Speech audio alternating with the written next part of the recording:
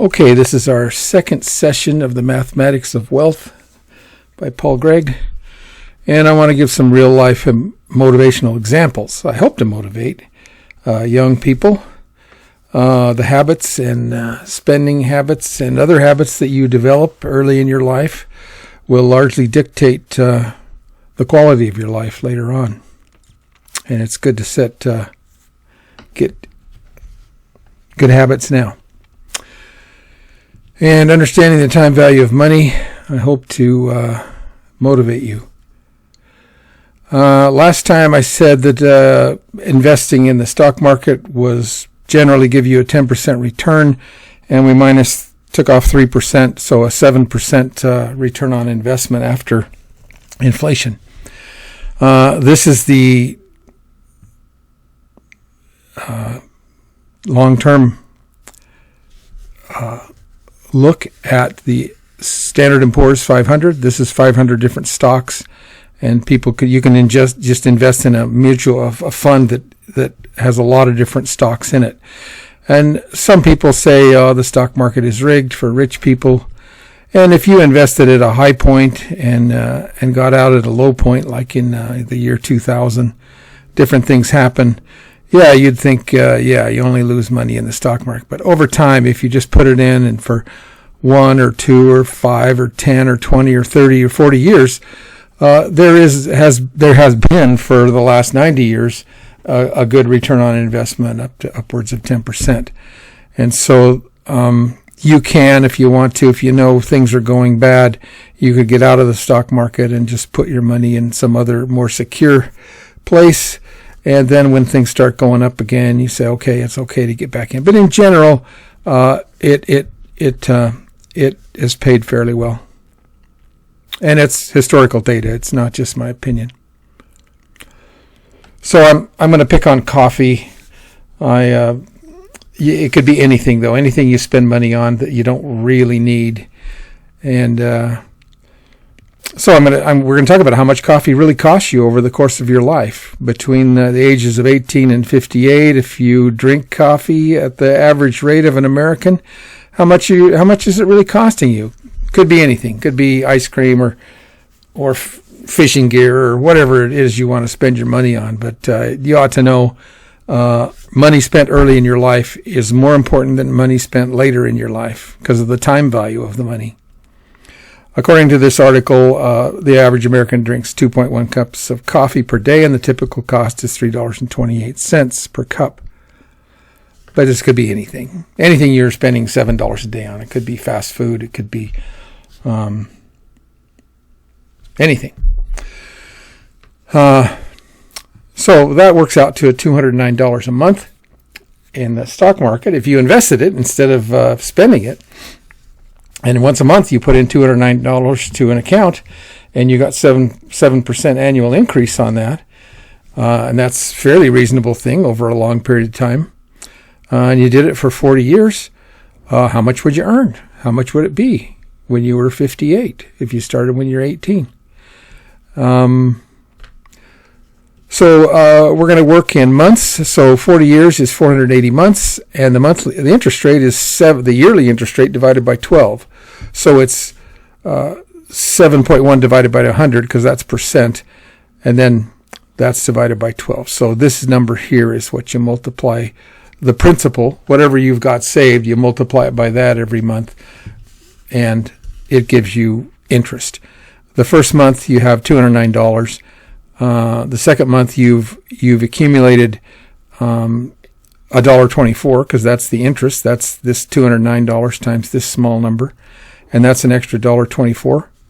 The second month you have $418 plus the $1.24. Third month you've got $600 some dollars, and then you get $2.48. Now this seems really small at first, but it starts to get really big. We skip down here at 40 months into your savings. You're getting $54 a month. At 200 months into your saving, you're making quite a bit more money in interest than you are putting in the deposit every month. And you skip down to the bottom after 40 years. You're making $3,300 a month in interest. You're only putting 209 in, and you have a total of 564,000. Now this is at 7%, not 10%. At 10%, that's $1.3 million. So in today dollars, it'd be 1.3 million. The buying power of that, if inflation's at 3%, is 564,000. Still, it's a massive number. And that's the power of compound interest, the power of making decisions, deciding between a need and a want. And anybody can do this. This is the same equation we talked about before. The payment is $209 a month. The interest rate is 0.00597 per month, and you go for 480 months. So you plug those numbers in here, and R and I are the same thing. And you end up with $564,000 without inflation. Yeah, the real numbers you're going to get is this number, $1,321,732. If you had it today, that's what it would be worth. So are you willing to pay this much money for whatever habit is making you spend $209 a month? That's my question. This is a graph of that. If you didn't invest the money, you'd have $209 times 480 months. You've had $100,000. But because it's invested and it's compounding, the interest is compounding, you're getting interest on interest, then you're way up here at somewhere between 564 and 1.3 million, depending on what the inflation is. So think about needs versus wants. Also think about opportunity costs. Every time you have a chance to spend something, you're not spending it on something else. And so we talk about opportunity costs. We'll talk about that more. We go back to calculator.net and we find the savings calculator, monthly contribution, $209 at 7%, and save for 40 years. And it comes out to the same number, $564,000. And you can bring that calculator up and change this to 10%. If there was no inflation, push the calculate button, and I do get the $1.321 million. And you can see very little of it is what you contributed. Most of it is what the interest brought you. The higher the interest rate, the higher that is. Okay? Back to here. We'll go back to the Napkin Finance. You want to be on this side. You want to save money and loan your money and earn interest. You don't want to be on this side where you pay interest unless it's absolutely necessary, as in for a house. And house has other benefits. So I hope you're understanding this concept of compound interest. The interest you earn also earns interest. And it kind of snowballs into a big amount of money. So the other thing we'll talk about today is how much does it really cost to buy a car? You're graduating from high school soon or graduating from college, and you're going to get a job and you're going to make a lot more money than you have been making. And what you'll find is people are going to come at you all kinds of ways, and you're going to have lots of friends who want you to pay them a monthly payment for a nice flashy car or for a credit card. You can go on a vacation and not worry about it until you get home, and you can pay later. Go have fun now and pay later. And these are the traps that people will set for you because you're going to have money. A brand new car, you lose about 9% the minute you drive it off the lot. So if you bought a $48,000 vehicle, you're throwing $4,000 away the first day. Then it depreciates about 20% or more of the original value in the first year. So it's a terrible investment, a car, and I would caution against the drive to get a nice, flashy car, because you're going to pay a lot more than you think for it. And you also have to consider what you could have done with that money if you hadn't bought that car. And we'll take a look at that. So here's calculator.net has a car loan calculator. This is for a $40,000 car, 7 years, 7%. We live in Washington State. The sales tax is 6.8%. Title and registration $2,300. So right up front, you got to pay like $5,000. Or you can roll that, and what we've done here is roll that $5,000 into the loan. So we're gonna roll all the fees in and make one big loan. Total loan, the payment every month is $683.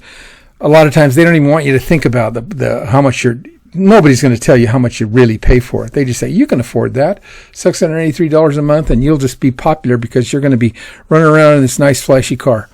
And they don't tell you how much you're going to pay for it. But this is how much you really pay. Total of 84 payments, $57,000. And $12,000 of that is just interest that you pay for the privilege of using someone else's money for 7 years. And